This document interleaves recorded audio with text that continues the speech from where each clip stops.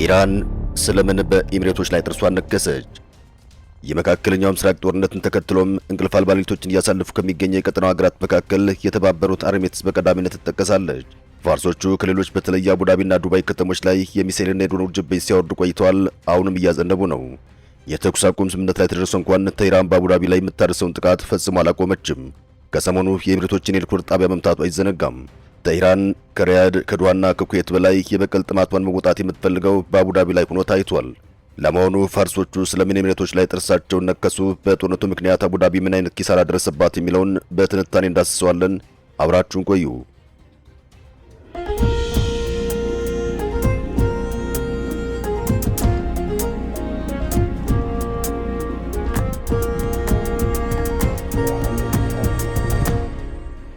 አሜሪካና እስራኤል የካቲት 1 ቀን በኢራን ላይ የጋራ ወታደራዊ ዘመቻ ሲጀምሩ ተኢራን በፍጥነት ያጸፋ ምላሽ መስጠት የጀመረችው በእስራኤል ብቻ ሳይሆን ከአሜሪካ ጋር በተባበሩት የባህረ ሰላጤው ሀገራት ተቋማት ላይ ጭምር ነበር። ባህሬን፣ ኩዌት፣ ሳውዲ አረቢያ፣ ኳታር፣ ኦማንና በተለይ ደግሞ የተባበሩት አረብ ኤሚሬትስ ሁሉም ኢላማዎቿ ሆነዋል። በክልሉ ውስጥ የሚገኙ የአሜሪካ ወታደራዊ ስፍሮችን ከመምታት በተጨማሪም ኢራን የአየር ማረፊያዎችን፣ ሆቴሎችን፣ የመኖሪያ መንደሮችና የኃይል ማመንጫ ጣቢያዎችን ጨምሮ የሲቪል መሰረተ ልማቶችን እንደመታች የባህረ ሰላጤው ሀገራት ባለስልጣናት ተናግረዋል። የባህረ ሰላጤው ሀገራት ግን በኢራን ላይ የአጸፋ ጥቃት ከመፈጸም በጦርነቱ ውስጥ በቀጥታ ከመሳተፍ መቆጠብ መርጠዋል። አሜሪካና እስራኤል በኢራን ላይ በከፈቱት ጦርነት የተባበሩት አረብ ኤሚሬቶች የቴህራን ግልጽ ኢላማ እየሆነች መጥታለች። በዚህ ጦርነት ኢራን የጥቃት አድማሷን እስራኤል ላይ ብቻ ከማድረግ ባሻገር በባህረ ሰላጤ የትብብር ምክር ቤት ወይም ጂሲሲ አባል ሀገራትን ኢላማ በማድረግ በሺዎች የሚቆጠሩ ድሮኖችንና ሚሳኤሎችን ተኩሳለች። ይህም ተኢራን በአካባቢ የሚገኙ የአሜሪካ ጦር ሰፈሮችን ለመምታት የሰጠችው ዛቻ ወደ ተግባር መለወጧን ያሳያል። እንዲሁም ትኩረቷን በተባበሩት አረብ ኤሚሬትስ ላይ ማነጣጠሯ ከአቡዳቢ ጋር ያላቸው ግንኙነት አሁንም ጠንካራ ለሆነው ዋሽንግተንም ሆነ ለእስራኤል ጠንካራ መልእክት ያስተላልፋል። ኢራን ግጭቱን በማስፋት ለሁሉም ወገኖች የጦርነት ወጪ ለመጨመርና የባህረ ሰላጤው ሀገራት አጋራቸው ለሆነችው ዩናይትድ ስቴትስ የተኩስ አቁም ስምምነት እንድትቀበል ጫና እንዲያደርጉ ግፊት ለማድረግ ጥራለች። በምላሹም አቡዳቢ ለቴህራን ባልተለመደ መልኩ ከረር ያለ አነጋገር በመጠቀም የሆርሙዝ ሰላጤን ለማስጠበቅ በሚደረገው ጥረት ላይ አሜሪካ እንደምትቀላቀል አስፈራርታለች። ይህም ውይይትና መልካም ጉርብትናን ቅድሚያ ከሚሰጠ የቀደመ አቀራረቧ የተለየ መሆኑን ያሳያል። ኢራን በተለይም በጦርነቱ የመጀመሪያዎቹ 2 ሳምንታት ውስጥ እስራኤልን ሳይሆን የባህረ ሰላጤው ሀገራትን ኢላማ አድርጋ ማጥቃቷ የአካባቢው መገናኛ ብዙሃን ዘግበዋል። መቀመጫውን በኳታር ያደረገው አልጀዚራ እንደዘገበው በመጀመሪያዎቹ 11 ቀናት ውስጥ የጥቃቱ ቁጥሮች እስራኤል ኢራን የመጀመሪያ ኢላማ ለመሆኗን ያሳያሉ። ይህንን በማስረጃ ሲያስደግፍም ተኢራን ወደ አረብ ሀገራት 3100 ጥቃቶችን ስትሰነዝር ወደ እስራኤል ግን 430 ብቻ ፈጽማለች። በጦርነቱ የመጀመሪያዎቹ 3 ሳምንታት ውስጥ ስለ ኢራን ጥቃቶች የዘገቡ መገናኛ ብዙሃን ይፋ ያደረጉት መረጃ እንደሚያሳየው የተባበሩት አረብ ኤሚሬትስ ከፍተኛ ኢላማ ሆና ቆይታለች። የዱባይ የህዝብ ፖሊሲ ምርምር ማዕከል ዋና ኃላፊ መሐመድ ባህሩ እንደተናገሩት ተኢራን የተባበሩት አረብ ኤሚሬትስን በጣም ቀላሉ ታዳኝና በቀጠናው ተጽዕኖ ውስጥ የመጀመሪያ ኢላማ እንድትሆን ያላትን እምነት የሚያሳይ ነው ብለዋል። ይህ ኢላማ ከተመታ ሌሎቹ የተከታተሉ ይወድቃሉ የሚል የኢራን አመራር ግምት አለ ሲሉም ባህሩን ተናግረዋል። ጦርነቱ ከተጀመረበት ጊዜ ጀምሮ ኢራን በተባበሩት አረብ ኤሚሬቶች ውስጥ በርካታ ቁልፍ ቦታዎችን አጥቅታለች። ከእነዚህ መካከል የሀብሻን የጋዝ ማምረቻ፣ የአልዳፍራ የጦር አውሮፕላን ማረፊያ፣ የፋጀራ ወደብ፣ የነዳጅ ማከማቻ ተቋማትና የዱባይ ዓለም አቀፍ አውሮፕላን ማረፊያ ይገኙበታል። በኢራቅ ሰሜናዊ ኩርዲስታን ክልል ኤርቢ የሚገኝ የተባበሩት አረብ ኤሚሬትስ የቆንስላ ጽሕፈት ቤትም በሁለት ድሮኖች ጥቃት ተመትቷል። የኢራን የሰራዊት አካል የሆነው የካታም አልአነቢያ ማዕከላዊና መስሪያ ቤት ቃል አቀባይ ኮሎኔል ኢብራሂም ዞልፋጋሪ በተባበሩት አረብ ኤሚሬትስ ሕዝብ በሚበዛባቸው አካባቢዎች የሚኖሩ ነዋሪዎች ለራሳቸው ደህንነት ሲሉ በኤሚሬት ከተሞች ውስጥ ካሉ ወደቦች፣ የጀልባ መቆሚያዎችና የአሜሪካን መጠለያ ስፍራዎች እንዲርቁ አሳስበዋል።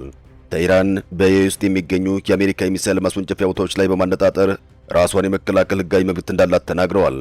ኢራን የተባበሩት አረብ ኤሚሬትስ ግዛቷ በካርክ ደሴትና አቡ ሙሳ ላይ የተሰነዘሩ ጥቃቶችን ጨምሮ ጥቅም ላይ መዋሏን በመግለጽ ስትወነጅላት፣ የተባበሩት አረብ ኤሚሬትስ በበኩሏ ክሱን ውድቅ ማድረጉ አይዘነጋም። የተባበሩት አረብ ኤሚሬቶች ለረጅም ጊዜ የቀጠናው ኢኮኖሚ፣ የዲጂታልና የሚዲያ ማዕከል መሆኗን ስትገልጽ የነበረው በጦርነቱ ከፍተኛ ተጽዕኖ ደርሶባታል። ከኢራን የሚሳኤልና የድሮን ጥቃቶች ጋር ተያይዞ ከሚከሰቱ ፈጣን የደህንነት ስጋቶች በተጨማሪም የአገሪቱ ዋና የአክሲዮን ገበያ የሆነው ኤዲኤክስ ጀነራል በባህረ ሰላጤው ገበያ ከፍተኛውን ኪሳራ አስመዝግቧል። ጦርነቱ በተጀመረ በአንድ ወራት ጊዜ ውስጥም የአክሲዮን ገበያው በ14.42 በመቶ ቀንሷል ሲል የትሬዲንግ ኢኮኖሚክስ መረጃ አመላክቷል። ቱሪዝምና አቪዬሽንም በአየር ክልል መዘጋትና በስፋት በሚደረጉ የበረራ ስረዛዎች ምክንያት ከፍተኛ ኪሳራ ደርሶበታል። በአውሮፓውያኑ መጋቢት 8 የታተመው የኢራቅ አልጋድ ፕሬስ በጦርነቱ የመጀመሪያ ሳምንታት 6 የባህረ ሰላጤው አውሮፕላን ማረፊያዎች 399 ሚሊዮን ዶላር እንዳጡ በለውም የተባበሩት አረብ ኤሚሬትስ ኪሳራም 95 ሚሊዮን ዶላር እንደሚገመት ዘግቧል። የኢነርጂ ዘርፉም ቢሆን እንዲሁ ተጎድቷል። የሆርሙዝ ሰላጤ በመዘጋቱ የተባበሩት አረብ ኤሚሬቶች ዕለታዊ ነዳጅ ምርት ከግማሽ በላይ ቀንሷል ሲል ሮይተርስ ዘግቧል። በአብዛኛው በምስራቅ የመን ጉዳዮች ላይ የሚያተኩረውና ጸረ ኤሚሬትስ አቋም የሚያራምዱ የአልማህሪያን ቲቪ በመጋቢት 11 ቀን ዘገባው አቡዳቢ በግጭቱ ውስጥ ትልቁ ተሸናፊ እንደሆነች ጠቅሶ በዓለም አቀፍ ማህበረሰብ ውስጥ ያላት ምስል እንደተበላሸ አመላክቷል። በተጨማሪም በሩዋይስ የነዳጅ ማጣሪያና በፋጀራ የነዳጅ ማዕከል ላይ በተሰነዘረ ጥቃት የነዳጅ ምርታ መቀነሱን ጠቅሷል። የኤሚሬትስ ባለስልጣናትና መገናኛ ብዙሃን የተባበሩት አረብ ኤሚሬትስን የቀጠናው አስተማማኝ አጋር ተደርጋ እንድትታይ ለማድረግ ሞክረዋል። ጦርነቱ ከተጀመረ በኋላ ፕሬዝዳንት መሐመድ ቢን ዛይን ለህዝባቸው ባስተላለፉት የመጀመሪያ መልእክታቸው ዜጎችና ነዋሪዎችን ሁሉም ነገር ደህና ነው በማለት አገራቸው የመጣባትን ስጋቶች ለመጋፈጥ ሙሉ በሙሉ ዝግጁ መሆኗን አረጋግጠዋል። በተመሳሳይም ጠቅላይ አቃቢ ሕግ ሐማድ ሳይፍ አልሻምሲ ህዝቡ ኢራን በአገሪቱ ላይ የምትፈጽማቸውን ጥቃቶች በፎቶግራፍ ከማንሳት ከማተም ወይም ከማሰራጨት እንዲቆጠብ ማስጠንቀቃቸው አይዘነጋም። መመሪያውም የኢራን ጥቃቶችና ውጤቶቻቸውን የሚያሳይ እውነተኛ አለያም የተፈበረከ ምስልን ያጋሩ በርካታ የውጭ ዜጎችን በቁጥጥር ስር እንዲውሉ አድርጓል። የተያዙ ሰዎችም ቢያንስ የ1 ዓመት እስራትና ከ27200 በላይ ቅጣት የሚያስቀጣ ክስ ይጠብቃቸዋል። አቡዳቢና ቴህራን መቀራረብ ያሳዩት በፈረንጆቹ 2001 ነበር። በቴህራንና በሳውዲ አረቢያ መካከል መደበኛ የዲፕሎማሲ ግንኙነት ወደ ነበረበት ለመመለስ ቻይና ያደረገችው ጥረት ተከትሎ ከፍተኛ ለውጥ አሳይቷል። ለግንኙነቱ መሻከር ዋና ምክንያት የነበረው በአብዛኛው የተባበሩት አረብ ኤሚሬትስ የኢኮኖሚ ጥቅሞችና ከሪያድ ጋር ባላት ፉክክር ውስጥ ራሷን እንደ ቀጠናው ኃያል አድርጋ ለማስቀመጥ ካላት ፍላጎት የተነሳ እንደሆነ ይነገራል። ይሁን እንጂ የአሁኑ ጦርነት የተባበሩት አረብ ኤሚሬትና ኢራን ግንኙነታቸው ላይ ከፍተኛ ተጽዕኖ አሳድሯል። በዚህ ወር መጀመሪያ ላይ የተባበሩት አረብ ኤሚሬትስ በቴህራን የሚገኝ ኤምባሲዋን ዘግታም ኢራን በግዛቷ ላይ በሰነዘረችው ጥቃት ምክንያት አምባሳደሯና ዲፕሎማቶቿን አስወጥታለች። በተጨማሪም በአቡዳቢ የኢራን አምባሳደር ሬዛ ማሪን በመጥራት ጠንካራ ተቃውሞ መልእክት አስተላልፋለች። የባህረ ሰላጤው ሀገራት ህብረትም ውይይትን የሚያጎላ መልእክት ቢያስተላልፍም አንዳንድ የመገናኛ ብዙሃን ዘገባዎች ግን እንደሚጠቁሙት ከሆነ ሳውዲ አረቢያና የተባበሩት አረብ ኤሚሬትስ ከኢራን ጋር በሚደረገው ውጊያ ውስጥ ለመሳተፍ እየጣሩ ይገኛል። ይህ ለውጥም በአቡዳቢና በቴህራን መካከል ግንኙነታቸውን ለማስተካከል ያለውን ማንኛውም ዕድል ሊያደናቅፍ እንደሚችል በርካቶች ይናገራሉ። ከሰሞኑም ኢራን ለተፈጸመባት ጥቃት የተባበሩት አረብ ኤሚሬትስ መክሰሷ ተከትሎ በብሪክስ ስብሰባ ላይ ውጥረት ነግሷል። በኒው ዴልሂ ከሰሞኑ በተካሄደው የብሪክስ የውጭ ጉዳይ ሚኒስትሮች ስብሰባ ላይ በኢራንና በተባበሩት አረብ ኤሚሬትስ መካከል ዲፕሎማሲያዊ ውዝግብ ተከስቷል። ውዝግቡ የተቀሰቀሰው ቴህራን የተባበሩት አረብ ኤሚሬትስ በቀጠናው እየተካሄደ ባለው ግጭት ውስጥ በኢራን ላይ በሚፈጸሙ ወታደራዊ ዘመቻዎች ላይ በቀጥታ ተሳትፋለች ስትል መክሰሷን ተከትሎ ነው። የኢራን የውጭ ጉዳይ ሚኒስትር አባስ አራግቺ ይህን አስተያየት የሰጡት የብሪክስ ስብሰባ ላይ ሲሆን አስተያየቱ የመጣውም የእስራኤሉ ጠቅላይ ሚኒስትር ቤንያሚን ኔታንያሁ በኢራን ጦርነት ወቅት የባህረ ሰላጤዋን አገር ጎብኝቻለሁ ሲሉ የተናገሩትን የተባበሩት አረብ ኤሚሬትስን ውድቅ ካደረገች ከአንድ ቀን በኋላ ነው። ለአንድነት ሲባል በመግለጫዬ ውስጥ የተባበሩት አረብ ኤሚሬትስን ስም አልጠቀስኩም ያሉት አራግቺም ነገር ግን እውነታው የተባበሩት አረብ ኤሚሬትስ በአገሬ ላይ በተፈጸመው ጥቃት ውስጥ በቀጥታ ተሳትፋለች ሲሉ ተደምጠዋል።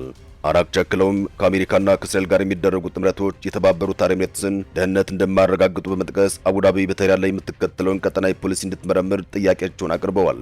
ይህ ውዝግብም ብራዚል፣ ህንድ፣ ቻይና፣ ደቡብ አፍሪካ፣ ኢትዮጵያ፣ ግብጽ፣ ኢራን የተባበሩት አረብ ኤሚሬትስን ብሎም ኢንዶኔዥያን በአባልነት በያዘው የብሪክስ ጥምረት ውስጥ እያደገ የመጣው ልዩነት አመላካች ሆኗል። አራግቺ በዚሁ ስብሰባ ወቅትም አባል ሀገራት አሜሪካና እስራኤል የዓለም አቀፍ ሕግጋትን ጥሰዋል ሲሉ የገለጹትን ድርጊት እንዲያወግዙ ጠይቀዋል። የኢራን ባለስልጣናት በኢራንና በተባበሩት አረብ ኤሚሬትስ መካከል በተፈጠረው አለመግባባት ምክንያት ስብሰባው የመጨረሻ የጋራ መግለጫ ማውጣት ላይ ያላቸውን ስጋት ገልጸዋል። ኢራን ሁሉንም የባህረ ሰላጤው ሀገራትን በእኩልነት አላነጣጠረችባቸውም ይላሉ ተንታኞች። ይህም ከአጋሮቹ ጋር ያላትን የተለያዩ ግንኙነቶች የሚያንጸባርቅ ሆኗል። ኤሚሬትስና ባህሬን በአውሮፓውያኑ 2020 ከእስራኤል ጋር ያላቸውን ግንኙነት መደበኛ አድርገዋል። በተቃራኒው በኢራንና በምዕራቡ ዓለም መካከል ለረጅም ጊዜ ድልድይ ሆና ስትተዳደር የነበረችው ኦማን በቴህራን ብዙ ኢላማ አልተደረገችም። ኦማን አዲሱን የኢራን ጠቅላይ መሪ ሙሽታባ ካሚኒን እንኳን ደስ አሎት ያለች ብቸኛዋ የባህረ ሰላጤው ሀገር ነበረች። ይህ ሁኔታ ግን ሌሎች የባህረ ሰላጤው ሀገራት አልተከተሉትም ሲሉ ፒንፎርድ ተናግረዋል። የዱባይ ፐብሊክ ፖሊሲ ሪሰርች ሴንተር ዋና ዳይሬክተር የሆኑት መሐመድ ባሮን ኢራን የባህረ ሰላጤውን ወደ ሰፊ ጥምረት እየገፋችው ነው ብለዋል። የባህረ ሰላጤውን ሀገራት በማጥቃትም ኢራን ወደ ጠላትነት እየለወጠቻቸውና ማንም የማይፈልገውን መጠነ ሰፊ ጦርነት ለመፍጠር እየሞከረች ነው ሲሉ ከሰዋል።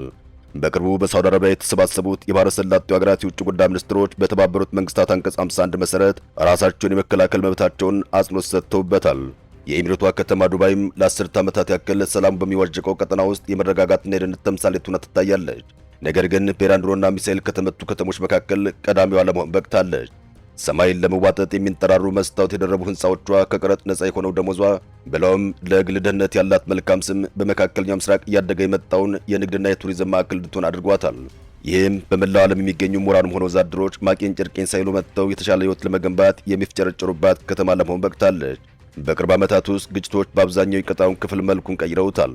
ነገር ግን ያ በርካቶችን ይስብ የነበረው ሰላሟ አሁን ፈተና ውስጥ ወድቋል።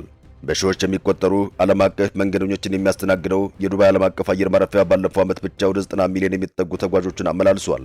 የመካከለኛው ምስራቅ ግጭት ከተጀመረበት ጊዜ አንስቶ በሺዎች የሚቆጠሩ በረራዎች ተሰርዘዋል።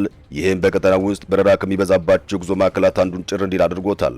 የተዳከመች ኢራን የተባበሩት አረብ ኤሚሬትስን ማራኪነት የበለጠ ልታጉላ ትችላለች። ነገር ግን ኢራን አገዛዝ ከሚወርድበት ቦምብና ሚሳኤል ከተረፈ ከባህረ ሰላጤ ጎረቤቶቹ ጋር ያለው ውጥረት ሊጨምር እንደሚችል ባለሙያዎች ይናገራሉ። በዚህ አሳሳቢ ጉዳይ ባንኮች አሊያም የፋይናንስ ተቋማት ከተጎዱ የንግድ ልውውጦችን ስሜት ሊጎዳ ይችላል ይላሉ። በተለይ የኢራን ባንክ ጥቃት ከተፈጸመበት በኋላ ነው የቴህራን ጦር በአካባቢው ከአሜሪካና ከእስራኤል ጋር ግንኙነት ያላቸውን የኢኮኖሚና የባንክ ተቋማትን ኢላማ እንደሚያደርግ የዛተው። ከዚያ በኋላም በዱባይ የሚገኙ በርካታ የፋይናንስ ድርጅቶች ሰራተኞቻቸው ቢሮዎቻቸውን ለቀው እንዲወጡ አዘዋል። ለጊዜው በዱባይ የሚኖሩ አብዛኞቹ ሰዎች ጠንቃቃ ቢሆኑ ተስፋ አላቸው። ከተማዋ ከዚህ በፊት ከ2008 የዓለም አቀፍ የገንዘብ ቀውስ ጀምሮ እስከ ኮቪድ ወረርሽኝ ድረስ ተቋቁማ በጥንካሬ ቀጥላለች። ዩናይትድ አረብ ኤሚሬትስ በዓለማችን እጅግ በመንገደኞች የሚጨናነቁ የአውሮፕላን ማረፊያዎች ያሏት ሲሆን በፈረንጆቹ 2025 ብቻ በግምት 95 ሚሊዮን መንገደኞችን አስተናግዳለች ተብሎ ይገመታል። የአውሮፕላን ማረፊያዎቹም በተለይ ቅዝቃዜ የሚፈልጉ የመድኃኒትና ሌሎች የፋርማቲካል ምርቶች ጭነቶችን ያስተናግዳሉ። በተለይም ለህንድ የፋርማሲውቲካል ኩባንያዎች ቁልፍ መዳረሻዎች ናቸው። ህንድ የመድኃኒት አምራቾችን የዓለም 60 በመቶ ክትባት የሚያመርቱ ሲሆን የዓለም ርካሽ መድኃኒት ምርቶችን ግዙፍ አቅራቢ ናት። የኤሚሬትስ አየር መንገድ እንዲሁም ከሀገሪቱ ስካይ ፋርማ የተሰኘ የጭነት አገልግሎት የሚሰጥ ክፍያ ያለው ሲሆን በተለይ ደግሞ ቅዝቃዜ የሚፈልጉ የመድኃኒት ምርቶችን ያጓጉዛል። በመካከለኛው ምስራቅ በርካታ ጭነቶችን በማስተናገድ 9ኛ ደረጃ ላይ የተቀመጠው ጀበል አል አሊ ወደብ በዱባይ ባለቤትነት የተያዘ ነው። የጀበል አሊ ወደብ ባለስልጣን በ60 ሀገራት ከሚገኙ ከ400 የፋርማሲውቲካልና የጤና ኩባንያዎች ጋር ይሰራል። በፈረንጆቹ 50 በመቶ የሚጠጋውና 21.8 ቢሊዮን የአሜሪካ ዶላር የሚያወጣው የዱባይ ፋርማሲውቲካልና የጤና መጠባበቂያ ምርቶች የተጓጓዘው በዚህ ወደብ በኩል እንደሆነ ይነገራል። የህንድ ፋርማሲውቲካል ወደ ፋርስ ባህረ ሰላጤ፣ ወደ አፍሪካ፣ ወደ አውሮፓና ወደ ሌሎች መዳረሻዎች የሚልካቸው የፋርማሲውቲካል ምርቶች በዚህ ወደብ በኩል የሚያልፉ ናቸው። ለፋርማሲውቲካል ኩባንያዎች የአየር ትራንስፖርት ወሳኝ ሲሆን በተለይ ማቀዝቀዣ የሚፈልጉ በፍጥነት መድረስ ያለባቸው ምርቶችን መጓጓዣ ይጠቀማሉ። የዱባይ አውሮፕላን ማረፊያና በስሩ ያሉ ተቋማት ለመድኃኒቶች ማከማቻ ማዕከል ያለው በመሆኑ ለዓለም ፋርማሲውቲካል ገበያ ቁልፍ ሚና ይጫወታል። ኢራን ጦርነቱን በመካከለኛው ምስራቅ ብቻ ሳትገድብ ወደ ሰሜናዊ ሜዲትራኒያን አካባቢ ማስፋቷም የጠላቶቿ ትኩረትና ሀብት እንዲበታተን በማድረግ ረገድ ስኬታማ እንድትሆን አስችሏታል። በተለይ ወሳኙን የንግድ መስመር የሆነውን የሆርሙዝ ሰላጤን በውጤታማነት መቆጣጠር መቻሏ በአሜሪካና በአጋሮቿ ላይ ከፍተኛ ኢኮኖሚና ፖለቲካዊ ጫና መፍጠር የቻለች ስልታዊ እርምጃ ነው። ይህ እንቅስቃሴም ኢራን በጦር ሜዳ ብቻ ሳይሆን በዓለም አቀፍ ንግድና ኢኮኖሚ ረገድ ያላትን ትልቅ ጡንቻና ተጽዕኖ የማሳደር አቅም በግልጽ ያሳየ ክስተት ሆኗል። አቡዳቢም ይህን ሁሉ ዋጋ እንድትከፍል ያደረጋት የአሜሪካ አጋር በመሆኗና በመተባበሯ ነው። በተለይም አሜሪካ በአገሪቱ ጦር ሰፈር እንድትገነባ ፍቃድ መስጠቷ ተኢራን ጥርሷ እንድነክስባት አድርጓታል ይላሉ ተንታኞች። በእርግጥ ዋሽንግተን በተባበሩት አረብ ኤሚሬቶች ብቻ ሳይሆን በሌሎች የባህረ ሰላጤው ሀገራት የጦር ሰፈሮች እንዳሏት ይታወቃል። ነገር ግን በአቡዳቢ ያለው የአሜሪካ የጦር ሰፈር በቴህራን ውስጥ ከመግባቱም በላይ ተላላኪ ነች በሚል ቴህራን ጥርስ ነክሳባታለች። ለዛም ነው አቡዳቢዎች የአሜሪካ የጦር ሰፈሮች በተባበሩት አረብ ኤሚሬት ላይ ሸክም መሆናቸው መናገር የጀመሩት። የተባበሩት አረብ ኤሚሬቶችም ካሁን በኋላ የአሜሪካ የጦር ኃይል ድጋፍ እንደማያስፈልጋትና በአገሪቱ የሚገኙ የዩናይትድ ስቴትስ የጦር ሰፈሮች እንዲዘጉ ጥሪ አቅርባለች። የኤሚሬቶች ፕሬዝዳንት አማካሪ ለሮይተርስ የዜና ወኪል በሰጡት መግለጫቸው አገራቸው ራሷን በብቃት የመከላከል አቅም እንዳላት በተግባር ማረጋገጧን ገልጸዋል። በተለይም የኢራን ጥቃት በነበረበት ወቅት የተመዘገበው ውጤት ኤሚሬቶች ያለ ውጭ እርዳታ ራሷን መጠበቅ እንደምትችል ማሳያ መሆኑን ጠቅሰዋል።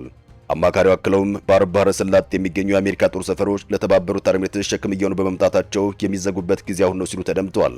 ይህ መግለጫም በአካባቢው ያለው የጂኦፖለቲካዊ ግንኙነት ላይ አዲስ አቅጣጫ ሊጠቁም እንደሚችል ተገምቷል። እናም ከነ አሜሪካ ጋር መለጠፏ በጎረቤት ቴህራን ጥርስ የተነከሰባት አቡዳቢ ለደህንነቷ ሲባል የውጭ ፖሊሲዋን ልለውጥ ነው የሚለው በቀጣይ የሚታይ ይሆናል። የተከበራችሁ ውድ ቤተሰቦቻችን ስለተከታተላችሁን ከልብ እናመሰግናለን። ጤና ይስጥልን።